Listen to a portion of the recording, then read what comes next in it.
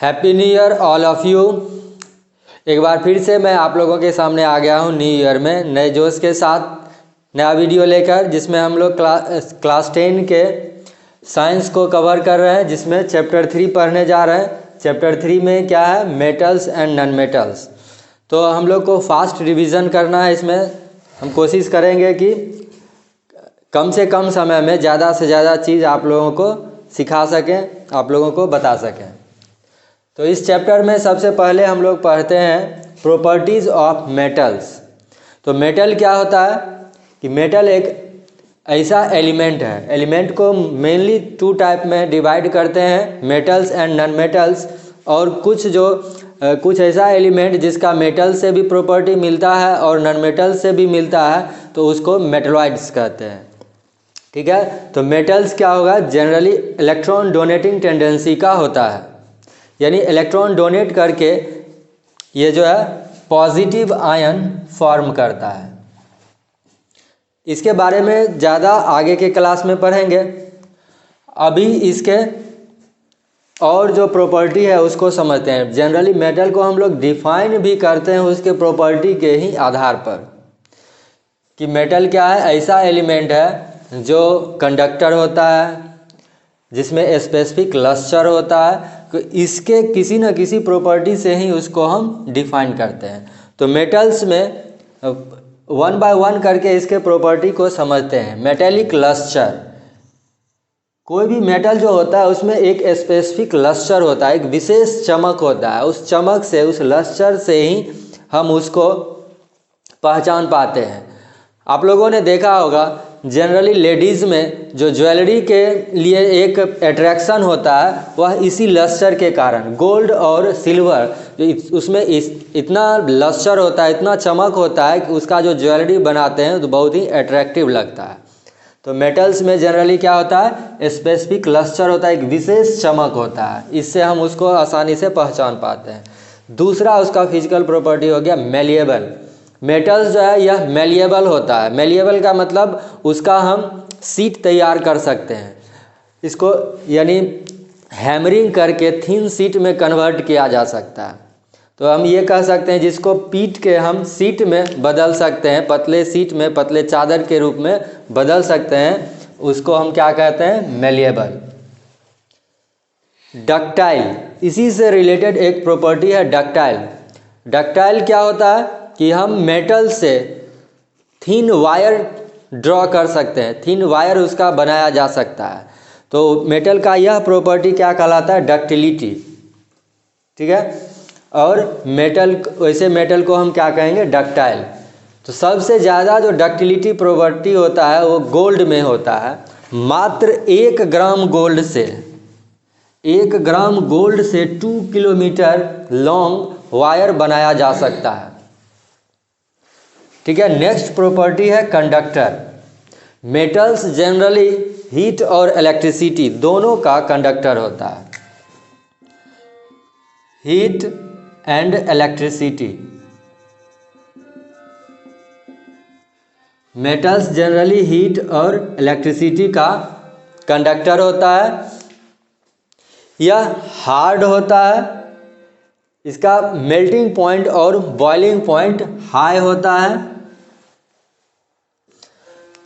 यह generally solid state में होता है। मेटल्स जो है, सभी मेटल्स लगभग सॉलिड स्टेट में होता है। नेक्स्ट प्रॉपर्टी क्या है? सोनोरस। मेटल में एक स्पेसिफिक साउंड जनरेट करने का टेंडेंसी होता है। अगर हम मेटल को हैमर करते हैं तो उससे एक स्पेसिफिक साउंड जनरेट होता है। यह प्रॉपर्टी क्या कहलाता है? सोनोरिटी। और ऐसे मेटल्स को हम क्या कहेंगे? ऐसे एलिमेंट को सोनोरस कहेंगे। ठीक है। जैसे स्कूल में जो बेल होता है, घंटी होता है, उसको हम हैमर करते हैं तो उससे रिंगिंग साउंड प्रोड्यूस होता है। तो यह मेटल में यह टेंडेंसी होता है, यह प्रॉपर्टी होता है कि उसको जब हैमर करते हैं तो उससे रिंगिंग साउंड प्रोड्यूस होता है। तो यह प्रॉपर्टी क्या कहलाता है? सोनोरिटी। और ऐसा मेटल, ऐसा एलिमेंट सोनोरस कहलाएगा। नेक्स्ट जो प्रॉपर्टी है वह है डेंसिटी। जनरली मेटल का डेंसिटी बहुत ही हाई होता है। ठीक है। तो हाई डेंसिटी का जैसे मरकरी, ये बहुत ज़्यादा डेंसिटी होता है इसका। तो अब मेटल्स और नॉन मेटल्स जो पढ़ते हैं तो जनरल प्रॉपर्टी तो अधिकांशतः याद रहता है, लेकिन कुछ इसमें जो स्पेसिफिक प्रॉपर्टी है, एक्सेप्शन है कुछ, उसको ध्यान में रखना बहुत ही ज़रूरी होता है। तो उस चीज़ को हम ध्यान में रखते हैं, यहाँ पर देख लेते हैं वन बाय वन करके। ठीक है, मरकरी जो है, अभी हमने क्या पढ़ा कि मेटल्स जनरली सॉलिड स्टेट में होता है, जबकि मरकरी मेटल होते हुए भी लिक्विड स्टेट में होता है। मरकरी एकमात्र मेटल है जो कि लिक्विड स्टेट में होता है, यह हमें याद रखना है। बाकी सब जो मेटल है वो क्या होगा, सॉलिड स्टेट में। उसके बाद हमने पढ़ा कि मेटल का मेल्टिंग पॉइंट और बॉइलिंग पॉइंट हाई होता है। इसमें भी एक्सेप्शन है गैलियम और सीजियम। गैलियम और सीजियम, इसका जो मेल्टिंग पॉइंट और बॉइलिंग पॉइंट होता है बहुत ही लो होता है।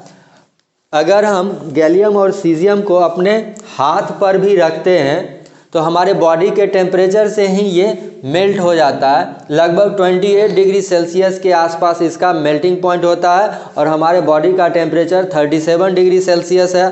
तो हमारे बॉडी के टेम्परेचर से ही ये मेल्ट हो जाता है, यानी अगर हम हथेली पर रखेंगे तो वह पिघल जाएगा।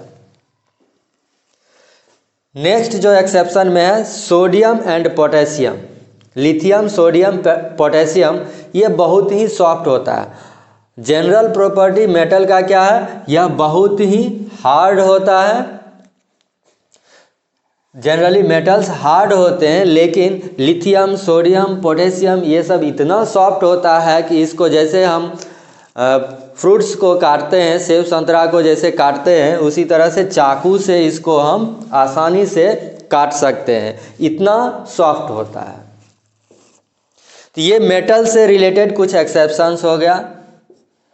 अब अगर नॉन मेटल का प्रॉपर्टी पढ़ना हो तो हम क्या करेंगे, इसमें जैसे यहाँ नॉन मेटल लगा, इसी तरह से हम सब जगह क्या कर देंगे, नॉट या नन लगा देंगे, इस सारा प्रॉपर्टी हो जाएगा नॉन मेटल का। ठीक है, यानी नॉन मेटल्स में कोई स्पेसिफिक लस्टर नहीं होता है। नॉन मेटल्स जो है वह मेलिएबल एंड डक्टाइल नहीं होता है, या नॉन मेटल्स जो है हीट और इलेक्ट्रिसिटी का कंडक्टर नहीं होता है। यह जनरली सॉफ्ट होता है या ब्रिटल होता है। ठीक है, इसका मेल्टिंग पॉइंट और बॉइलिंग पॉइंट लो होता है।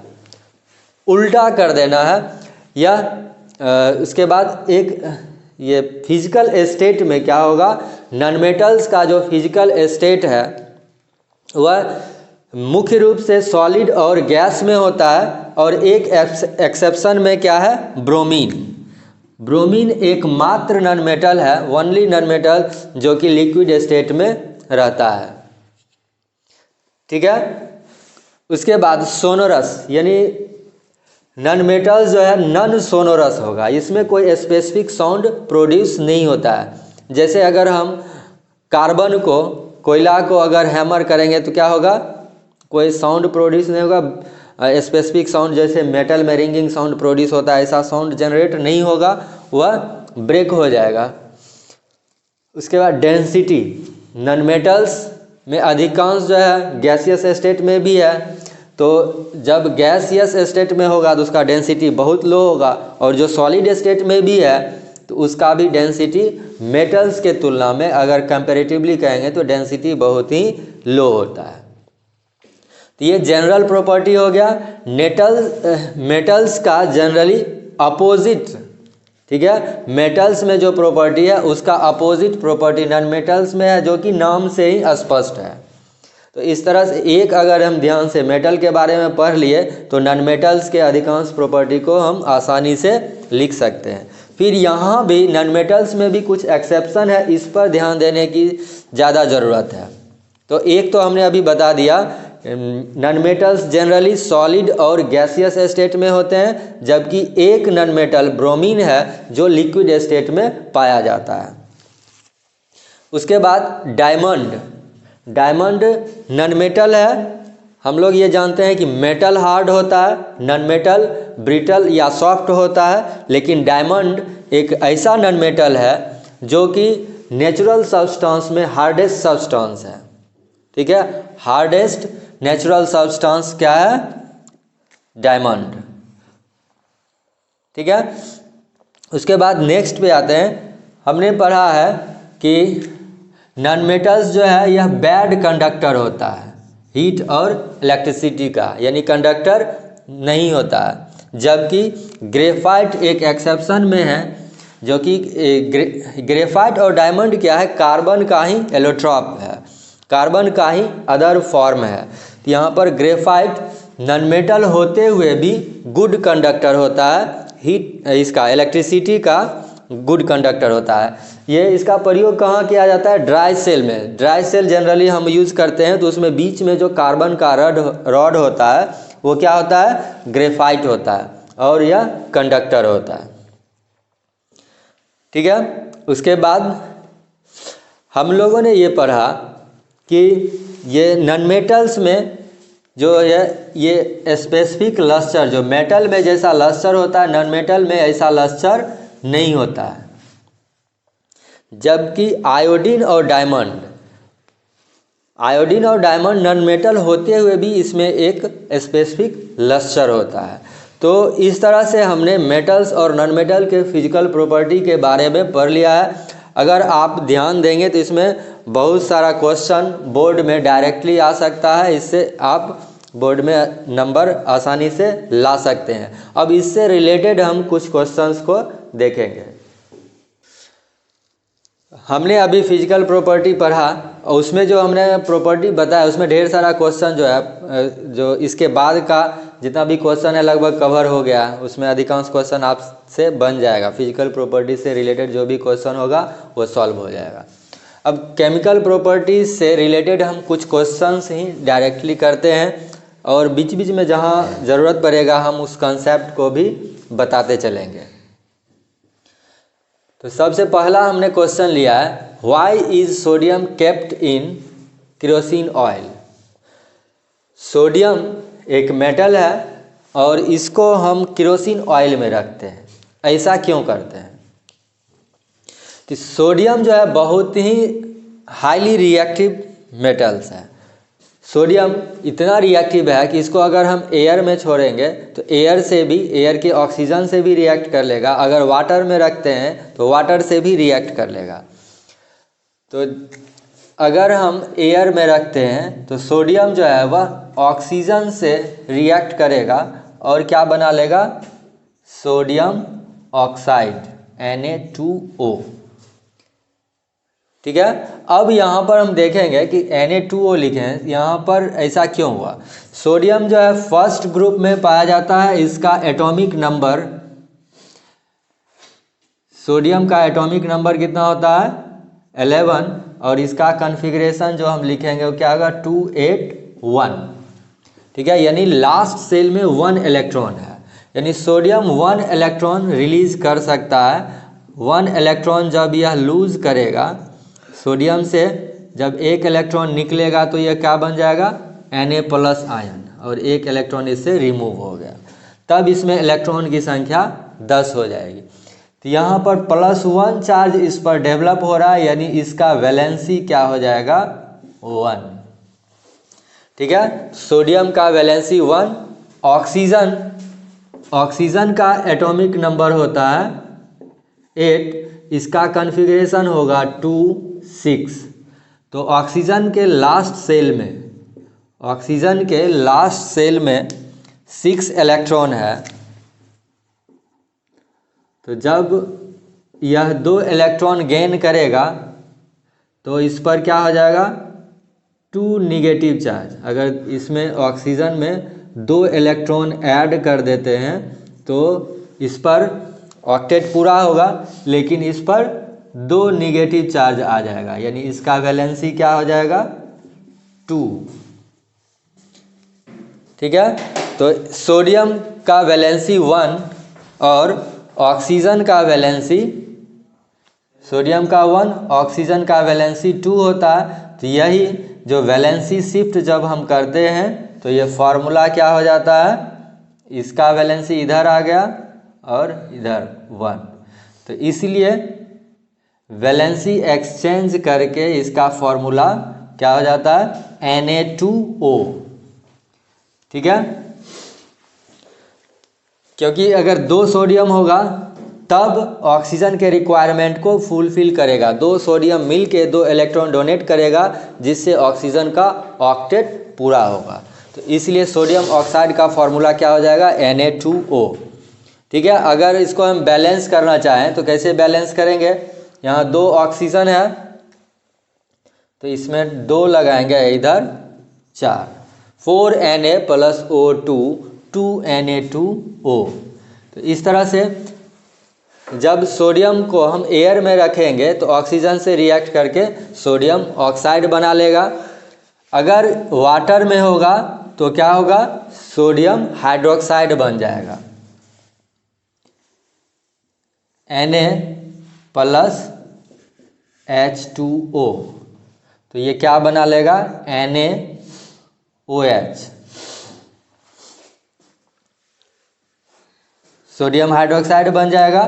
तो इस तरह से ये पानी से, वाटर से आसानी से रिएक्ट कर लेता है। तो इसलिए हम इसका आंसर क्या लिखेंगे कि सोडियम और पोटेशियम ये जो है हाईली रिएक्टिव होता है, जो कि एयर और वाटर से ईजिली रिएक्ट कर लेता है। तो इसलिए हम केरोसिन में रखते हैं कि केरोसिन जो है वह ऑर्गेनिक कंपाउंड है जो कि इससे रिएक्ट नहीं करता है, यानी सोडियम उसमें सुरक्षित रहता है।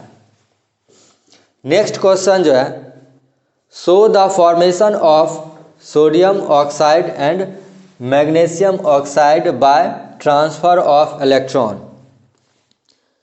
सोडियम ऑक्साइड का, यहाँ तो सोडियम ऑक्साइड का हमने इसी क्वेश्चन में बता दिया कैसे सोडियम ऑक्साइड फॉर्म होता है। ठीक है, इसको एक बार फिर से रिपीट कर दे रहा हूँ। सोडियम का वैलेंसी हो गया 11, कन्फिग्रेशन हो गया इलेक्ट्रॉनिक कन्फिग्रेशन 281।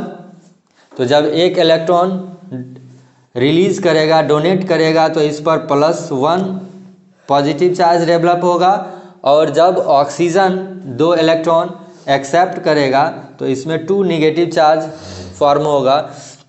तो इस तरह से जो नया ऑक्सीजन बनेगा O2- जो होगा, इसमें इलेक्ट्रॉन का कन्फिग्रेशन क्या होगा, 6 इसका अपना इलेक्ट्रॉन है और 2 इलेक्ट्रॉन ये अलग से लिया। जैसे इसमें सोडियम का जो इलेक्ट्रॉन है इसको हम अलग से दिखा दे रहे हैं, तो ये 2 एक्स्ट्रा इलेक्ट्रॉन होने के कारण इस पर क्या हो गया, 2 निगेटिव चार्ज डेवलप हो गया।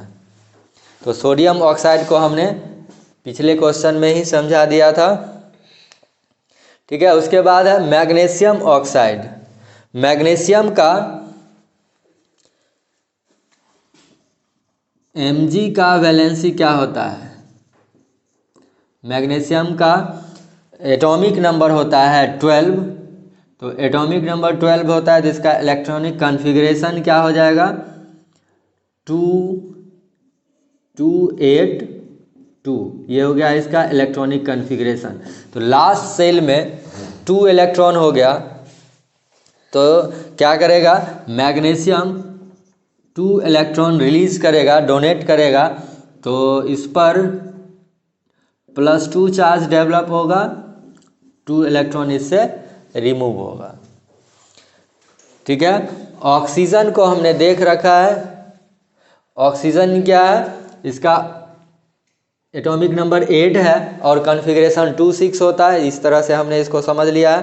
तो इलेक्ट्रॉन इस पर 2 निगेटिव चार्ज डेवलप होता है, और यानी ये 2 इलेक्ट्रॉन गेन करेगा और मैग्नीशियम 2 इलेक्ट्रॉन डोनेट करेगा। तो इस तरह से MgO मैग्नीशियम ऑक्साइड फॉर्म होगा, इस पर +2 चार्ज और इस पर -2 चार्ज।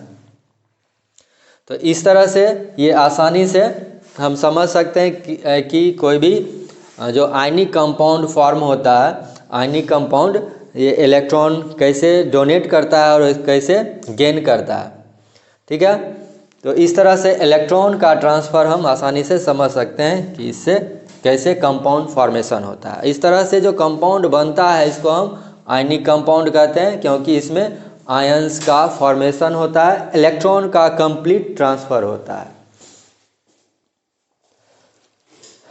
ठीक है, तो नेक्स्ट क्वेश्चन है why do ionic compound have high melting point. यहाँ पर हमने समझ लिया है कि कैसे आयनिक कंपाउंड फॉर्म हो रहा है। ये तीनों क्वेश्चन जो है एक दूसरे से मिलता जुलता है।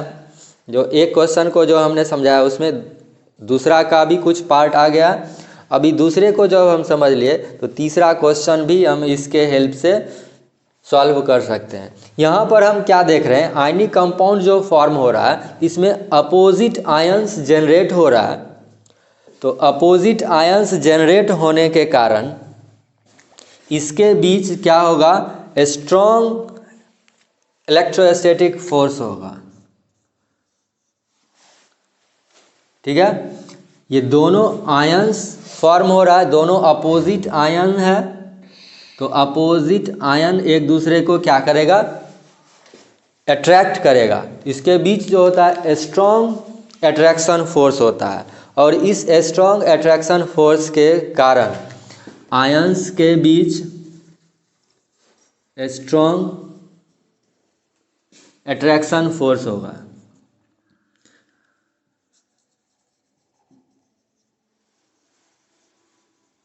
ये अट्रैक्शन फोर्स अपोजिट आयंस के कारण हो रहा है।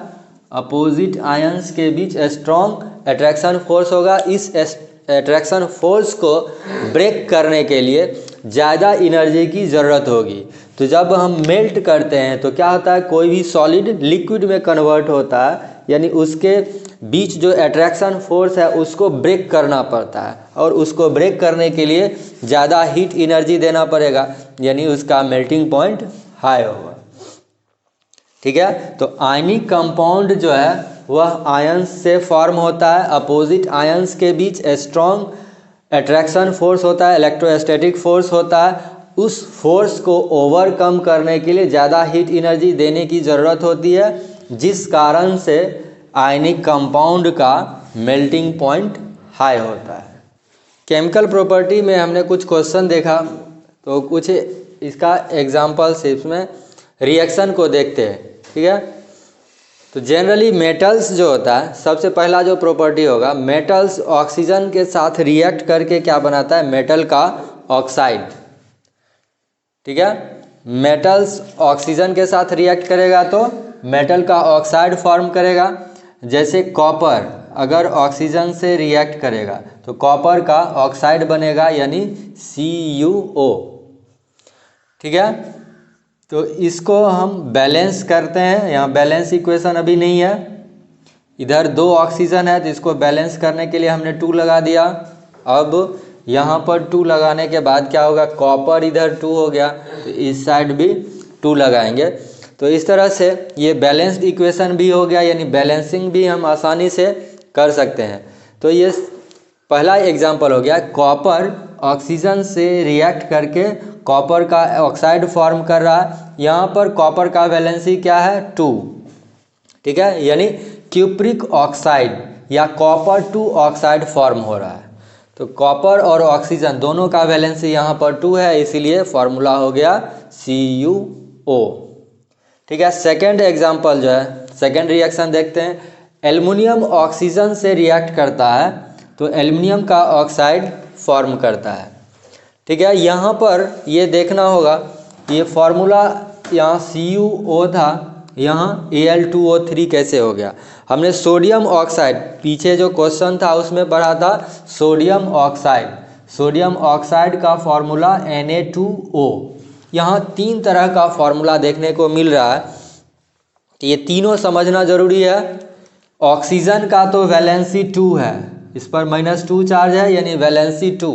लेकिन यहाँ सोडियम का वैलेंसी 1, तो इस कारण से यहाँ पर क्या हो गया, Na2O, वैलेंसी एक्सचेंज होके ये फार्मूला हो गया Na2O, यानी 2 ऑक्सीजन को 2 इलेक्ट्रॉन की ज़रूरत है, इसलिए 2 सोडियम मिलके एक इलेक्ट्रॉन देगा तो यह न्यूट्रल होगा।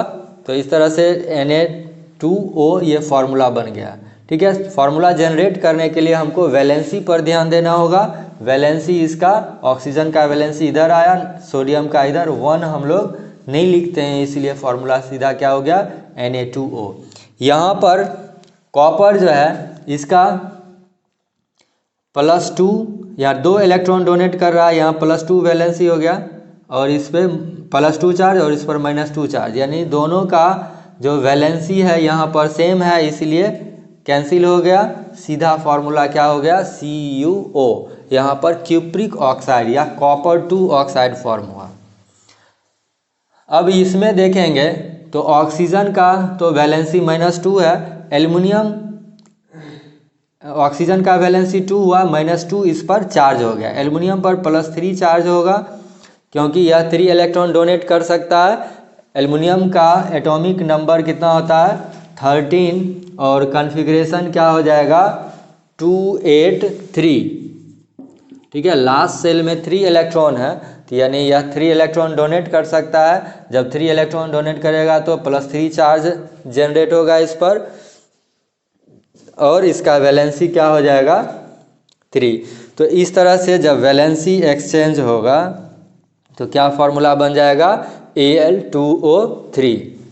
तो साथ ही साथ हम रिएक्शन के साथ साथ इस फार्मूला को भी समझते जा रहे हैं, ताकि अगर पीछे कुछ रह गया होगा पिछले चैप्टर में तो फार्मूला लिखना, वैलेंसी पता करना, ये हम आसानी से यहाँ भी रिवाइज करते हुए चलेंगे और समझ के चलेंगे। ठीक है, तो ये हो गया हमारा रिएक्शन, जिसमें एल्युमिनियम ऑक्सीजन से रिएक्ट करके क्या फॉर्म कर रहा है, एल्युमिनियम का ऑक्साइड। ठीक है, तो इस तरह से इसको हम बैलेंस करेंगे।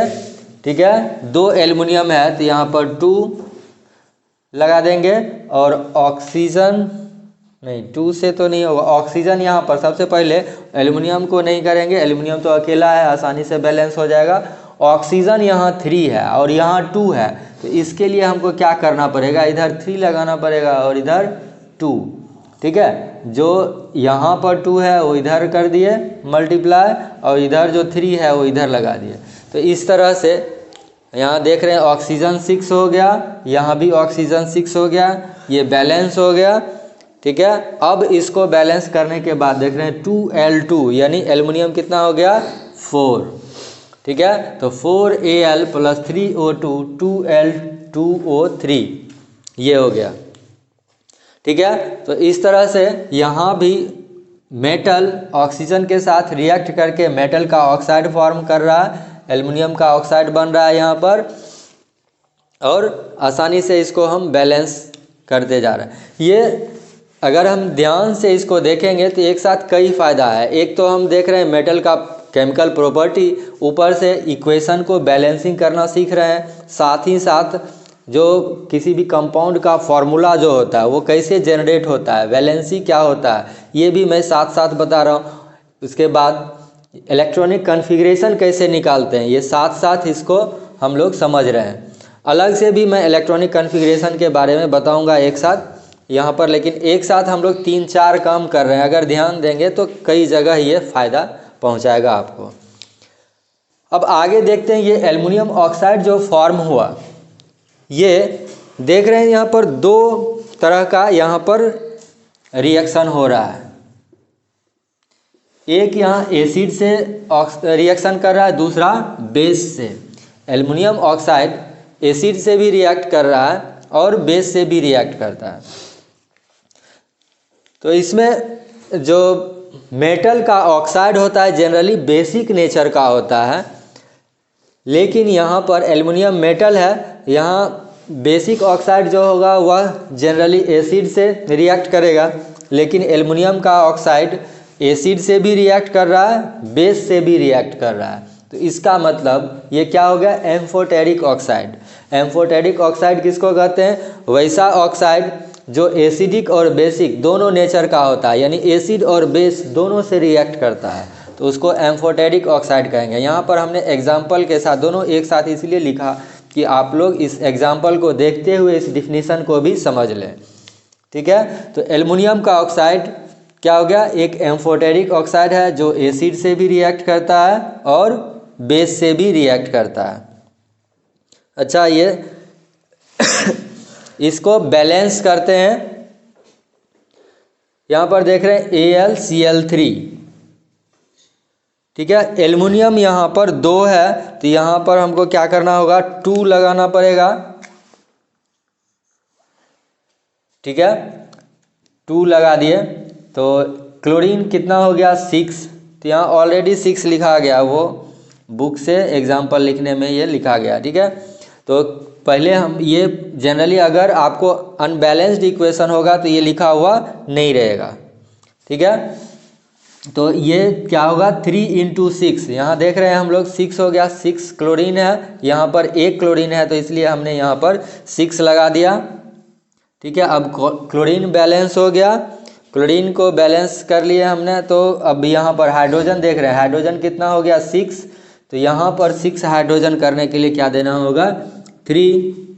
तो 3 यहाँ पर देख रहे हैं, ऑटोमेटिक ऑक्सीजन भी बैलेंस हो गया, ठीक है। तो फर्स्ट रिएक्शन में एल्युमिनियम जो है हाइड्रोक्लोरिक एसिड से रिएक्ट करके एल्युमिनियम क्लोराइड बना रहा है और वाटर फॉर्म हो रहा है, ठीक है। और इस इक्वेशन को हमने बैलेंस भी कर लिया। सेकेंड में क्या हो रहा है, एल्युमिनियम ऑक्साइड सोडियम हाइड्रोक्साइड से रिएक्ट करके सोडियम एल्यूमिनेट बना रहा है। तो इसको भी हम लोग बैलेंस करते हैं। कैसे बैलेंस करेंगे, तो यहाँ पर 2 अगर लगा देते हैं, एल्युमिनियम चूँकि यहाँ 2 है तो इससे पहले हमने 2 लगा दिया, तो एल्युमिनियम बैलेंस हो गया। और सोडियम यहाँ 2 हो गया, तो इधर 2 लगाने से, ठीक है, यहाँ भी हम 2 लगाएंगे तो क्या हो जाएगा, 2NaOH, सोडियम भी बैलेंस हो जाएगा। अब हाइड्रोजन को देखते हैं, यहाँ पर 2 हाइड्रोजन है तो H2O देने से हाइड्रोजन बैलेंस हो गया। ऑक्सीजन अब कितना है, ऑक्सीजन इधर 3 है और इधर 2, दोनों मिलके 3 + 2 कितना हो गया, 5। इधर 2 × 2, 2 × 2 4 हो गया, और इधर 1, 4 + 1 इधर भी 5 हो गया। तो इस तरह से हम देख रहे हैं कि ये इक्वेशन बैलेंस हो गया। तो हमने इसको इसलिए लिया कि यहाँ पर केमिकल प्रॉपर्टी के साथ साथ बैलेंसिंग करना भी सीख रहे हैं, फार्मूला जनरेट करना भी सीख रहे हैं, और इलेक्ट्रॉनिक कॉन्फ़िगरेशन के बारे में भी हमने इसमें कुछ चर्चा कर दिया। फिर आगे देखते हैं इसी कुछ और इक्वेशंस को। Most of metal oxides are insoluble in water. हमने अभी कुछ एग्जांपल देखा जिसमें क्या था, मेटल जो है वह ऑक्सीजन के साथ रिएक्ट करके मेटल ऑक्साइड फॉर्म कर रहा है। तो उसमें कुछ मेटल ऑक्साइड जो होता है, अधिकांश जो होता है वह वाटर में इनसॉल्युबल होता है, जबकि कुछ जो है वह वाटर में डिज़ोल्व हो जाता है। मैक्सिमम मेटल ऑक्साइड जो है वह वाटर में इनसॉल्युबल होता है, लेकिन कुछ जो मेटल ऑक्साइड है वाटर में डिज़ोल्व हो जाता है, और जो वाटर में डिज़ोल्व हो जाता है वह क्या करता है, एल्कली फॉर्म करता है। यानी वाटर सॉल्युबल मेटल ऑक्साइड्स जो है वो क्या हो जाता है, एल्कली का फॉर्मेशन करता है। तो यहाँ पर 2 एग्जाम्पल देखते हैं उसके बारे में। Sodium oxide, sodium oxide generally क्या होता है, सॉलिड स्टेट में, ठीक है, और वाटर यानी जो कि लिक्विड स्टेट में है। इस दोनों से सोडियम ऑक्साइड और वाटर दोनों मिलके क्या बनाता है, सोडियम हाइड्रोक्साइड। जो अभी एक क्वेश्चन में हमने डिस्कस किया था कि सोडियम जो है हाईली रिएक्टिव होता है, ऑक्सीजन से रिएक्ट करके ऑक्साइड फॉर्म करता है, और फिर वाटर में डालते हैं तो वाटर से ये क्या हो जाएगा, सोडियम हाइड्रोक्साइड बन जाएगा।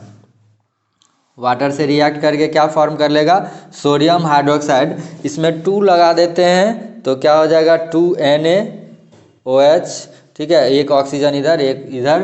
तो ये इस तरह से इजीली हम इसको बैलेंस भी कर लेते हैं।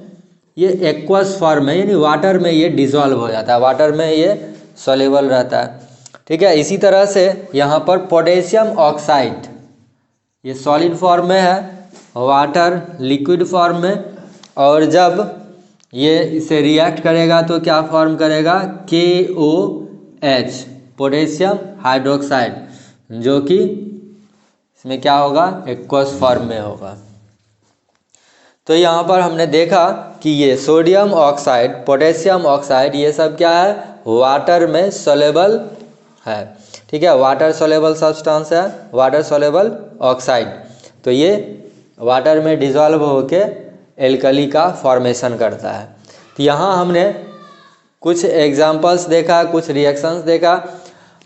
तो आज का वीडियो यहीं पर समाप्त करते हैं। आपको अगर यह वीडियो पसंद आया तो इसको लाइक करें, दोस्तों के बीच ज़्यादा से ज़्यादा शेयर करें। इस चैप्टर से रिलेटेड और जो वीडियो है कुछ और क्वेश्चंस के साथ मिलते हैं नेक्स्ट वीडियो में। तब तक के लिए थैंक यू। जय हिंद, जय भारत।